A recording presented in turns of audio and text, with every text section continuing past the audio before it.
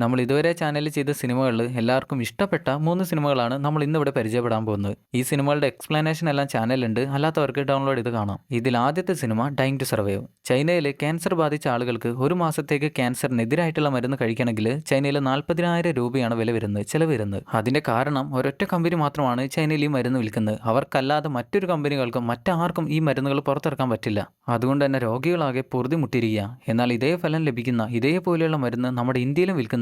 അതിനാണെങ്കിൽ ഇന്ത്യയിൽ വെറും 2,000 രൂപ മാത്രമാണ് വരുന്നത്. അങ്ങനെയാണെങ്കിൽ ഈ മരുന്നുകൾ ചൈനയിലേക്ക് കൊണ്ടുപോയാൽ പോരെന്ന് നമ്മൾ വിചാരിക്കും. അത് പറ്റില്ല. ചൈനയിൽ ഈ മരുന്നുകളെല്ലാം നിരോധിച്ചു. ഇന്ത്യൻ മരുന്നുകളെല്ലാം ചൈനയിൽ നിരോധിച്ചു. ഈ ഒരു സാഹചര്യത്തിൽ ഇന്ത്യയിൽ നിന്നും ഈ മരുന്നുകളെല്ലാം 2,000 രൂപയ്ക്ക് വാങ്ങി ചൈനയിലേക്ക് കടത്തി അവിടെ കുറച്ചുകൂടെ അധികം കാശിന് വിൽക്കാനായിട്ട് ഒരുത്തൻ തീരുമാനിക്കുകയാണ്. പിന്നെ അവിടെ നിന്ന് അങ്ങോട്ട് സംഭവിക്കുന്ന കാര്യങ്ങളാണ് സിനിമയിൽ കാണിക്കുന്നത്. നിങ്ങൾ ഈ സിനിമ ക്ലീൻ ആയിട്ടുള്ള ഒരു മൈൻഡോട് കൂടി ഇരുന്ന് കാണുകയാണെങ്കിൽ കണ്ടു കഴിയുമ്പോൾ ഈ സിനിമ നിങ്ങൾക്ക് ഏറ്റവും ഇഷ്ടപ്പെട്ട ഒരു സിനിമയായിട്ട് മാറും. അടുത്ത സിനിമ ഒരു ഫീൽ ഗുഡ് സിനിമയാണ് the peanut butter falcon. Down syndrome എന്ന ജനിതകാവസ്ഥയിൽ ജീവിക്കുന്ന സാക്ക് എന്നൊരു ചെറുപ്പക്കാരൻ അവനൊരു ഓൾഡ് ഏജ് ഹോമിലാണ് ജീവിക്കുന്നത്. അവന്റെ ഏറ്റവും വലിയ ആഗ്രഹം അവന്റെ ഏറ്റവും പ്രിയപ്പെട്ട ഗുസ്തി ചാമ്പ്യൻ ദ സാൾട്ട് വാട്ടർ റെഡ്നെക്കിനെ എങ്ങനെയും കാണണമെന്നാണ്. എന്നാൽ അങ്ങനെ എവിടെയാണ് ജീവിച്ചിരിക്കുന്നതെന്ന് അവൻ അറിയാം, പക്ഷെ അങ്ങോട്ട് പോകാനുള്ള വഴി അറിയില്ല. ഇനിയിപ്പോൾ വഴി അറിഞ്ഞാൽ തന്നെ ഓൾഡ് ഏജ് ഹോമിലെ ആളുകളുടെ കണ്ണ് വെട്ടിച്ച് അവൻ അവിടെ നിന്ന് പോകാനും പറ്റില്ല.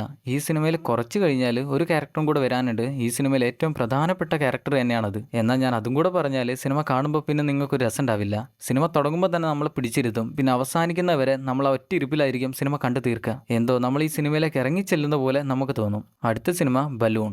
ഈ സിനിമയുടെ പേര് കേട്ട് ഇതൊരു ലോക്കൽ സിനിമയാണെന്ന് വിചാരിക്കരുത്. എല്ലാവർക്കും ഇഷ്ടമാവും. ചരിത്രം ഇഷ്ടപ്പെടുന്ന ആളുകളാണെങ്കിൽ അവർക്ക് കുറച്ചുകൂടെ ഈ സിനിമ കണക്റ്റ് ആവും. ഇനിയിപ്പോൾ അങ്ങനെ അല്ലാന്നുണ്ടെങ്കിലും കുഴപ്പമില്ല, ആ ചരിത്രം എന്താണെന്ന് നിങ്ങൾക്ക് മനസ്സിലാക്കാൻ പറ്റും. 2ാം ലോക മഹായുദ്ധത്തിന് ശേഷം ജർമ്മനി രണ്ടായിട്ട് വിഭജിച്ചു. അതിലൊന്ന് ഈസ്റ്റ് ജർമ്മനി, ഒന്ന് വെസ്റ്റ് ജർമ്മനി. അതിൽ വെസ്റ്റ് ജർമ്മനിയെ കൺട്രോൾ ചെയ്തിരുന്ന അമേരിക്കയാണ്. അവിടെയുള്ള ജനങ്ങൾക്ക് എല്ലാവർക്കും സന്തോഷത്തിലും സമാധാനത്തിലും ജീവിക്കാൻ പറ്റും. എന്നാൽ ഈസ്റ്റ് ജർമ്മനി കൺട്രോൾ ചെയ്തിരുന്നത് അന്നത്തെ സോവിയറ്റ് യൂണിയനാണ്. അവരുടെ ജീവിതം, ഈസ്റ്റ് ജർമ്മനിയിൽ ജീവിക്കുന്ന ആളുകളുടെ ജീവിതം ഏറെക്കുറെ ഇപ്പോഴത്തെ നോർത്ത് കൊറിയക്കാരുടെ ജീവിതം പോലെയാണ്. എന്നാൽ ജർമ്മനിയുടെ തലസ്ഥാനമായ ബെർലിനിലാണ് നമ്മുടെ കഥ നടക്കുന്നത്. ബെർലിനിലാണെങ്കിൽ അതുപോലെ തന്നെയാണ്. ബെർലിനും ഈസ്റ്റും വെസ്റ്റും ആയിട്ട് തരം തിരിച്ചു വെച്ചിട്ടുണ്ട്. ആ കാലഘട്ടത്തിലെ ഒരു ഈസ്റ്റ് ബെർലിൻ കുടുംബം വെസ്റ്റ് ബെർലിനിലേക്ക് രക്ഷപ്പെടാൻ ശ്രമിക്കുന്നതാണ് ഈ സിനിമയിൽ മുഴുവനും കാണിക്കുന്നത്. അവർ രക്ഷപ്പെടാൻ ഒരു പ്രത്യേക രീതിയാണ് ഉപയോഗിക്കുന്നത്. ഹോട്ട് എയർ ബലൂൺ ഉപയോഗിച്ചാണ് അവർ രക്ഷപ്പെടാൻ ശ്രമിക്കുന്നത്. എന്നാൽ അതൊരിക്കലും സിമ്പിളായിട്ട് നടക്കുന്ന ഒരു കാര്യമല്ല. പട്ടാളക്കാരുടെ എങ്ങാനും കയ്യിൽ കിട്ടിയാൽ അടികൊണ്ട് കണ്ണീന്ന് വെള്ളം വരുമ്പോഴേക്ക് അവർ കൊന്നിട്ടുണ്ടാകും. നമ്മളിപ്പോൾ പറഞ്ഞ ഈ സിനിമയും ആദ്യം പറഞ്ഞ ഡൈങ് ടു സർവൈവ് എന്ന സിനിമയും റിയൽ സ്റ്റോറിയെ ബേസ് ചെയ്ത് ഷൂട്ട് ചെയ്തിട്ടുള്ള സിനിമയാണ്. അതുകൊണ്ട് തന്നെ ഈ സിനിമകൾ കണ്ടു കഴിയുമ്പോൾ നമ്മളിലേക്ക് എന്തോ ഒരു പ്രത്യേക അനുഭൂതി വന്ന പോലെ ആയിരിക്കും.